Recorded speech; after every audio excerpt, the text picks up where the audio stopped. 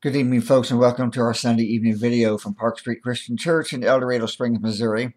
It is Sunday evening, the 14th of November. Hope you're doing well. I want to share briefly tonight, centered around the life of Elijah and some of the stuff that he faced.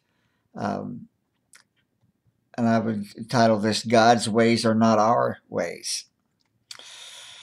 It's easy to understand why Elijah could get discouraged. Evil appeared to prevail and righteousness seemed ineffectual. He had battled the evil king Ahab and the wicked queen Jezebel for 2 decades. Even the thrilling victory with false prophets at Mount Carmel seemed to result in no change. Jezebel still ruled and put a contract out on Elijah's life, so he ran and hid in fear. And he whined, "I've had enough, Lord. Take my life. I'm not any better than my ancestors." Well, it's easy for us to get discouraged too. Satan seems to be winning. The church seems unable to do anything about it. I read recently that Harvard University's new chief chaplain is an atheist. Yeah. Their new chief chaplain for the university is an atheist. And yet the school's motto, established, of course, years ago when the university began, is truth for Christ and his church. And yet their chaplain today doesn't even believe in God. So it makes you wonder what's happened to us. Well, Romans 1:22 sums it up well when it says, thinking ourselves to be wise, we've become fools. And that's discouraging. Moral values are spiraling downward.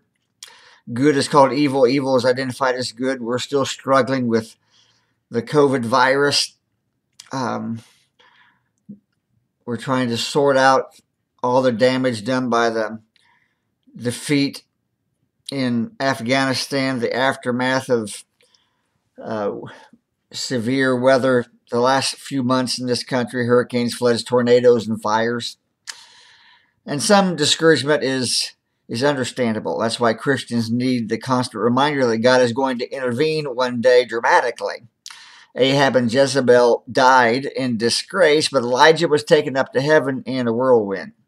So when we get discouraged, we have to keep remembering that God is still in control. We're going to celebrate with him in the end, and we ought to be anticipating that and looking forward to that.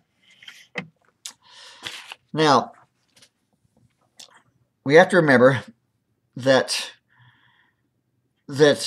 God's ways are not our ways. In fact, his ways are different from ours, just as the heavens are high above the earth, according to Psalm 103, verse 11. One virtue that seems to please the Lord more than any other is faith. Faith that trusts him even when we don't fully understand what's going on, when we don't fully understand his ways and his timing. Can we continue to trust and follow him even though we don't know where he's leading or why things continue down the path they are on? Our daily challenge is to walk by faith, not by sight, as Paul wrote in 2 Corinthians 5:7. So, I want to challenge you through all of this.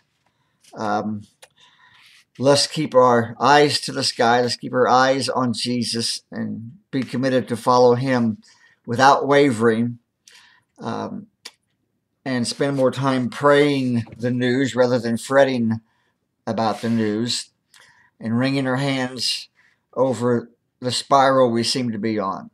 Let's keep praying for revival. Let's make sure that we are each individually drawing as close to the Lord ourselves as possible, that we are not practicing sinful ways that could block God moving and working. And keep striving to learn how we can better disciple others and be churches that make disciples who make disciples in turn.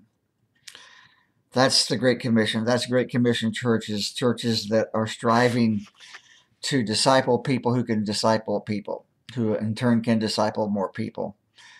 That's what we need desperately, more than anything else, is to be faithful to that call the Lord has given us for his church, for his kingdom, and give it everything we've got. You have a blessed week. And again, thank you for inviting me into your home or your office. I appreciate your time very much. God bless you.